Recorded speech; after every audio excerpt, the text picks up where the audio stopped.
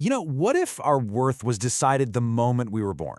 Today, we're going to explore an ancient dialogue, the Madhurasutta, that completely took apart this very idea thousands of years ago. And honestly, it has a message about equality that feels like it could have been written yesterday.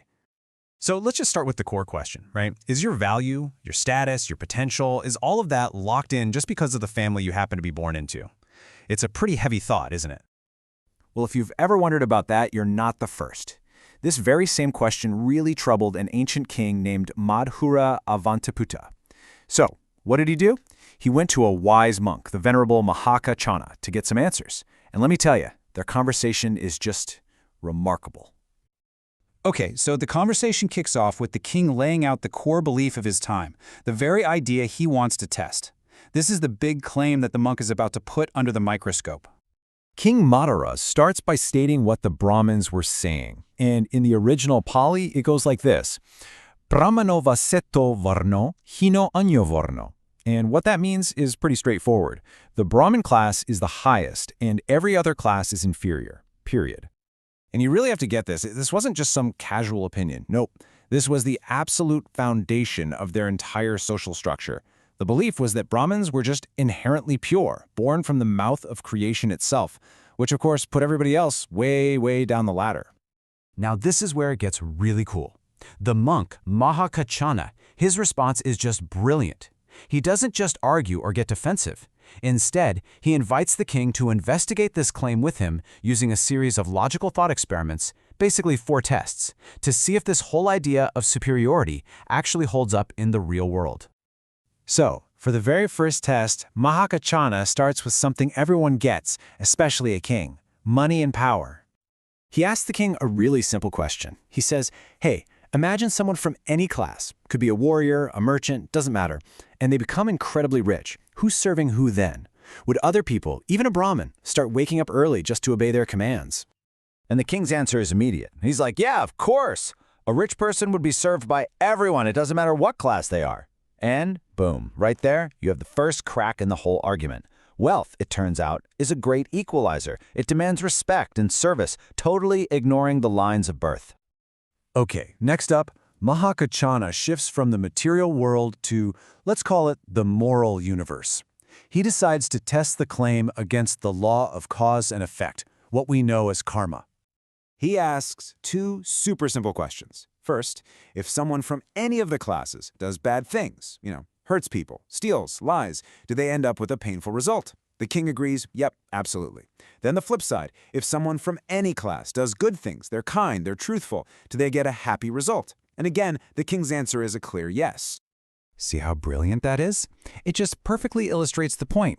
The universal laws of morality, they don't check your social ID card. Good actions lead to good results, and bad actions lead to bad results. And that's true for everyone, equally. Your birthright gives you 0 advantages and 0 excuses.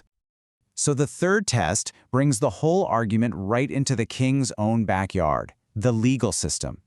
How does society itself treat people when they break the rules? So Mahākaccāna paints a picture. A person is caught red-handed, a robber. They're brought before you, the king, for justice. And he asks, so, what do you call this person now?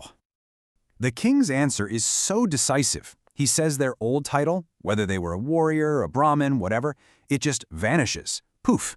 In the eyes of the law, they are defined by what they did. They are simply a thief, a karo. All right, for the final test, Mahākaccāna goes for the highest possible human goal in that culture, the path of spiritual liberation. He asks the king to imagine someone, again, from any class at all, who just leaves their worldly life behind. They shave their head, they put on simple robes, and they dedicate themselves to a life of virtue. And the monk asks, how would you treat that person? The king confirms without hesitation that he would honor them. He'd bow to them, offer them food and supplies, and personally guarantee their protection. Their old identity is just gone. It's been replaced not by their birth, but by their noble choice. They have become a recluse, a samana. So at this point, the whole argument is just completely dismantled.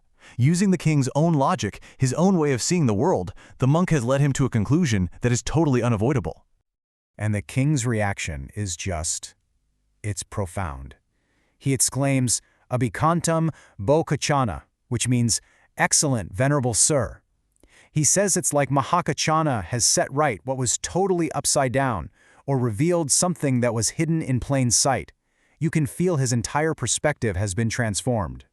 Think about it. Through his own answers, the king has proven to himself that when it comes to money, morality, justice, and spiritual potential, all four classes are equal, sama sama, and that original claim of inherent superiority, it's revealed to be nothing more than an empty sound, just hot air. So, what is the ultimate takeaway from this really powerful dialogue? Well, it all boils down to one clear, transformative idea. The king, convinced not by some dogma, but by pure, undeniable reason, declares his confidence in the teachings of the Buddha. And this is so important. It wasn't a conversion based on blind faith. It was a commitment based on a deep, logical understanding that our true worth is defined by our actions, not by the random circumstances of our birth. And you know, this brings a 2,000-year-old question right back to us, here and now. In our society, in our own lives, where do we place value? Is it on inherited status, on job titles, on wealth? Or is it on character, on our actions, on our potential? What truly defines a person's worth today?